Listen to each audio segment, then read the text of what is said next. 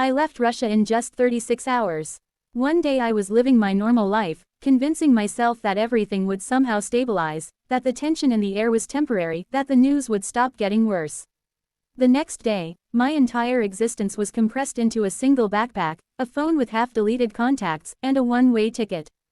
People often imagine leaving a country as a dramatic, cinematic escape, but the truth is quieter and more brutal. You don't feel heroic, you feel hollow, and what you lose doesn't hit you all at once. It follows you for years. The first thing I lost was time. Not the hours spent packing or waiting at the airport, but the years I had invested in building a life that suddenly became unusable. Friendships, routines, inside jokes tied to specific streets and cafes, professional plans that only made sense within that system, gone overnight. When you leave in such a hurry, there is no closure. You don't get to say proper goodbyes. You don't get to finish conversations. You simply disappear from people's lives, and they disappear from yours, not because you want them to, but because distance and fear slowly erase what once felt permanent. I lost my sense of safety in a way I didn't expect.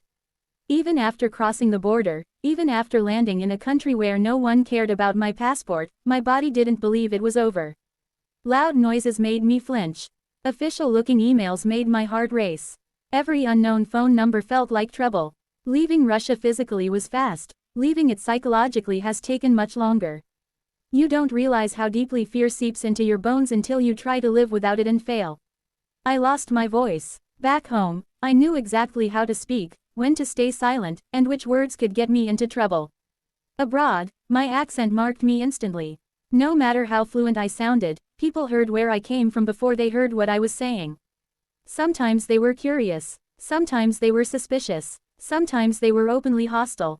I had to explain myself over and over again, separating my identity from the actions of a state I no longer recognized as my own.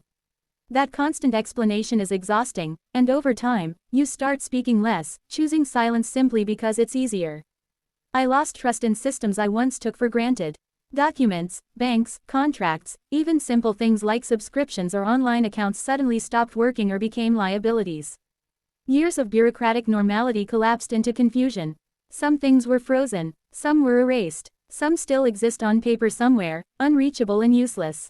You don't realize how much of your life is built on invisible infrastructure until it's all gone and you're left proving, again and again, that you exist.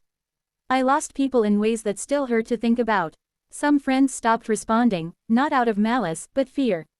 Staying connected to someone who left became dangerous for them. Others changed, adopting narratives I could no longer accept, and our conversations turned into arguments or awkward silences. A few relationships survived, but they are thinner now, stretched across borders, time zones, and unspoken grief. Leaving doesn't just remove you from a place, it rearranges your entire social universe. I lost my career as I knew it. Skills that were valuable in Russia suddenly meant less or needed to be reproven from scratch.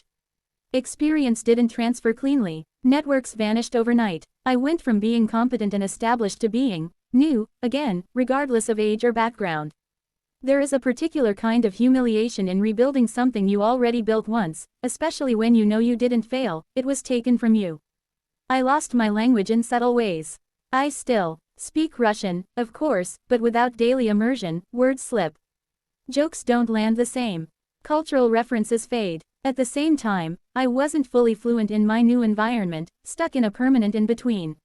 You begin to think in one language, feel in another, and speak in a third, and sometimes none of them feel like home. Language stops being a place of comfort and becomes a reminder of displacement. I lost my home, not just the apartment, but the feeling of belonging to a place without explanation. I lost the ability to walk down familiar streets and feel invisible. Abroad, you are always slightly noticeable, slightly out of place. Even when people are kind, you are a guest, not a local.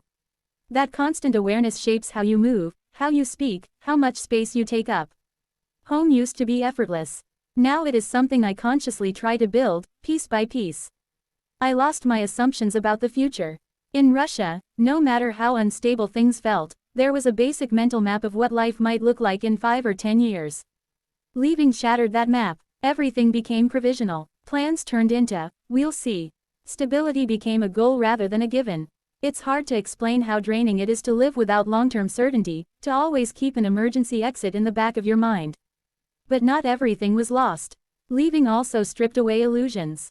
I lost the belief that staying silent could keep you safe forever. I lost the idea that politics is something distant that doesn't affect daily life. I lost the comfort of denial.